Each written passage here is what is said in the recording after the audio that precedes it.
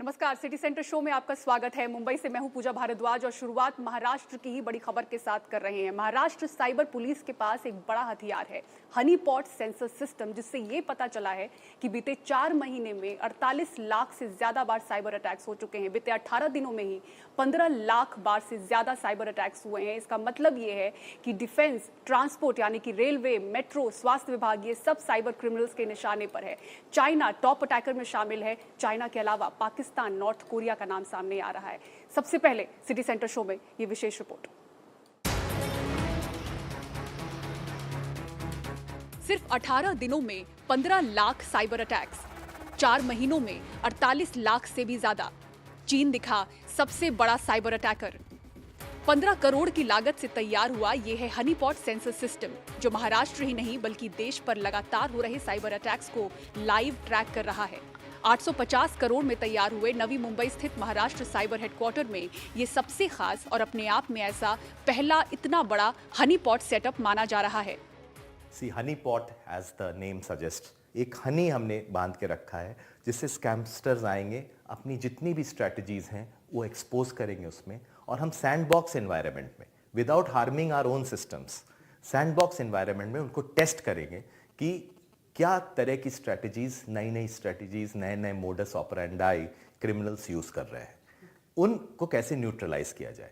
तो हमारे सिस्टम को अफेक्ट करने की बजाय एक हनी पॉट की तरफ स्कैमस्टर्स अट्रैक्ट हो जाते हैं और वहां पर वो अपनी पूरी मोडस ऑपरेंडाई एक्सपोज कर देते हैं, जिससे हम उस पर काउंटर मेजर्स क्या लेने हैं इसकी स्ट्रैटेजीज हमें देते हैं। इट्स अ पायनियरिंग सिस्टम, जो कि एक तरह से आप समझ लीजिए कि one of the first organisations होंगी महाराष्ट्र साइबर जिसने ये सिस्टम लगाया है अपने सिक्योरिटी ऑपरेशन सेंटर को स्ट्रेंथन करने के लिए।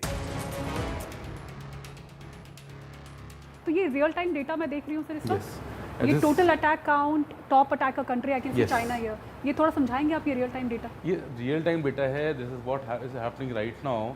अभी तक का टोटल जो अटैक काउंट हमारा है, you can see it's around 48,68,000 attacks. ये कितने महीनों का डेटा है सर? अराउंड 4 मंथ्स का डेटा है हमारा। 4 महीने में? Yes. Top attacker country China से आ सकते हैं ये सारे अटैकर्स की आईपी से टोटल नंबर ऑफ अटैक्स हमारे पास में है वो 15 लाख अटैक्स हुए हैं And this is last 18 days. Last 18 days only. You can see that top country. और ये यूएस है, टॉप अटैकर कंट्री यूएस दिख रहा है।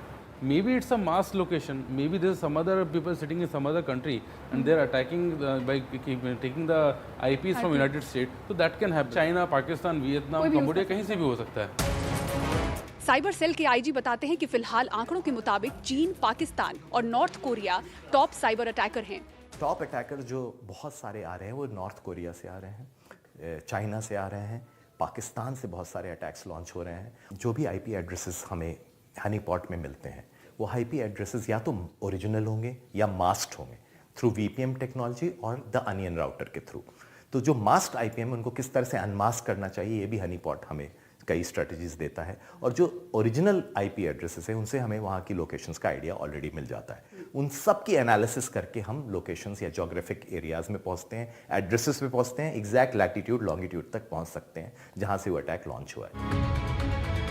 इन साइबर हमलों को डिकोड करें तो महाराष्ट्र साइबर सेल के मुताबिक जो भी नेटवर्क आईटी से बड़े तौर पर जुड़े हों वो निशाने पर हैं।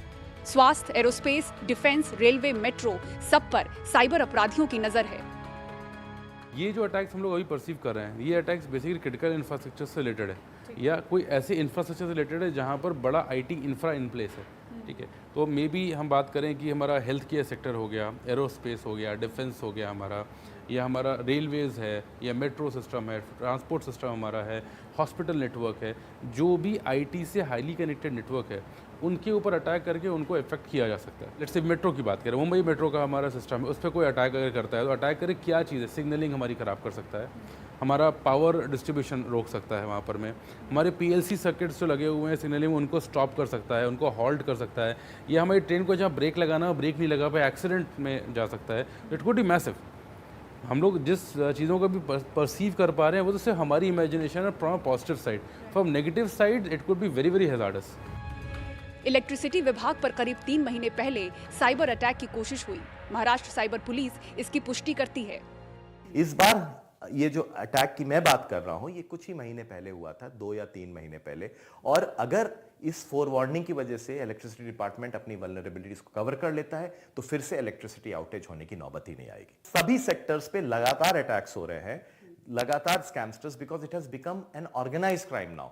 अभी हम फैक्ट्री सेटअप पे देख रहे हैं, इंडियंस को झूठी नौकरी का लालच देकर साउथ ईस्ट एशियन कंट्रीज भेजा जा रहा है, साइबर क्राइम में धकेला जा रहा है और वो फिर बाहर निकलने का उनको रास्ता नहीं मिल पा रहा है।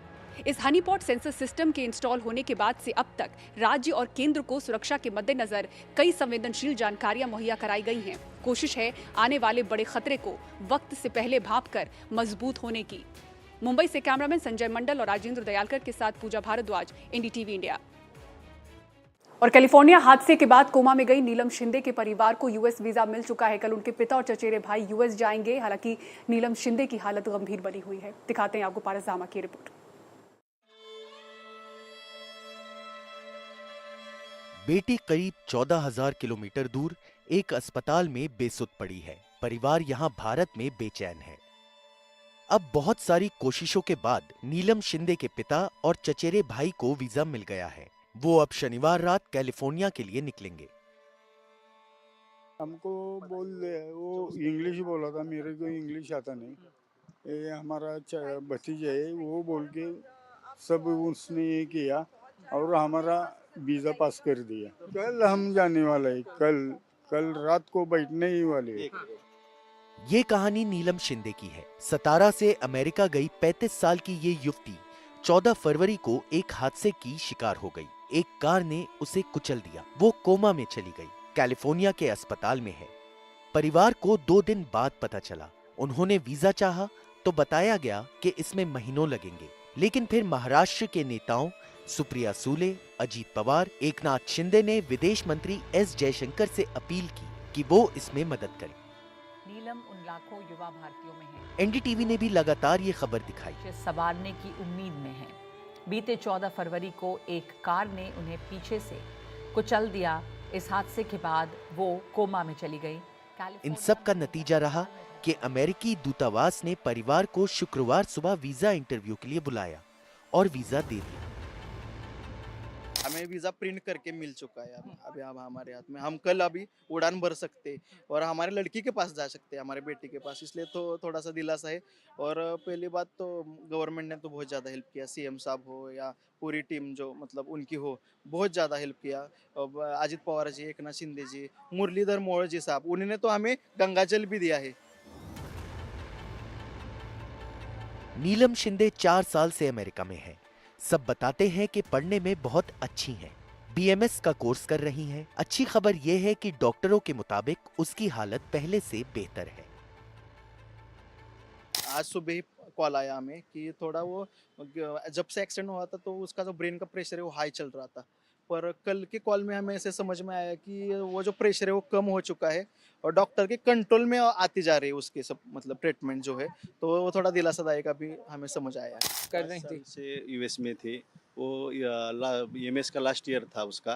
वो पढ़ने में बहुत अच्छा काम करती थी। वो जो ग्रेजुएशन है इधर का जो सब फर्स्ट नंबर में ही थी। बहुत टैलेंट थी वो। और उसका जो अपघात हो गया 14 तारीख को, हमें 16 तारीख को मैसेज आया। फिर बाद में हम ये प्रोसेस में लग रहे हैं। अब परिवार तो नीलम के पास पहुंच जाएगा। आगे उसके ठीक होने की दुआ का समय है। उसका बचना जरूरी है। ये एक सपने का बचना भी होगा। Bureau report, NDTV India. और अब बात पुणे रेप केस की। आरोपी बड़ी ही मशक्कत के बाद नाटकीय अंदाज में पकड़ा गया। इस आरोपी पर महिलाओं के खिलाफ अपराध के 5 मामले पहले से ही दर्ज हैं। पुणे पुलिस ने 72 घंटों के भीतर रेप के आरोपी को शिकंजे में ले लिया। 26 साल की महिला के साथ रेप का मामला तूल पकड़ा तो पुलिस एक्शन में आई। पुणे पुलिस ने 13 लोगों की टीम बनाई थी। आरोपी के भाई से, माता पिता से और कई दूसरे लोगों से पूछताछ की गई। पुलिस की टीम आरोपी के गांव पहुंची, जहां आरोपी के गन्ने के खेत में छुपे होने की खबर मिली। कल रात 1:10 के आसपास Swargate rape bus terminal rape incident के आरोपी को गुनाट गांव से डिटेन किया गया था। हमें देरी ज़रूर हुई लेकिन कल फाइनली आरोपी को अरेस्ट किया गया है। पुलिस ने ड्रोन की भी मदद ली। फिर डॉग स्क्वाड की मदद से 100 से ज्यादा पुलिसकर्मी खोजने लगे, लेकिन आरोपी वहां नहीं मिला। मगर रात 10 बजे आरोपी के गांव पहुंचने की खबर मिली। आरोपी रिश्तेदार से पानी की बोतल लेकर वापस चला गया। रिश्तेदारों ने पुलिस को खबर दे दी और इस तरह आरोपी पास के ही मैदान में तुरंत पकड़ा गया। Bureau report, NDTV India. और अचानक मौसम ने ऐसी करवट ली कि उत्तराखंड के चमोली में दिल दहला देने वाला हादसा हुआ। ग्लेशियर धंस गया और 57 लोग नीचे दब गए। अब तक 33 मजदूरों को निकाला जा चुका है, लेकिन 24 मजदूरों को निकालने के लिए ऑपरेशन जारी है। सीएम लगातार पूरे अभियान पर नजर बनाए हुए हैं। और हिमाचल प्रदेश के कुल्लू में बीते 24 घंटे में लगातार मूसलाधार बारिश से निचले इलाके में अचानक बाढ़ और भूस्खलन हुआ, जिससे कई वाहन क्षतिग्रस्त हुए। वाहनों को निकालने की कोशिश की जा रही है। प्रशासन ने नदियों और नालों के आसपास के इलाकों में रहने वाले लोगों के लिए अलर्ट जारी किया है। बिजली, यातायात और पेयजल सेवाओं को बहाल करने की कोशिश की जा रही है।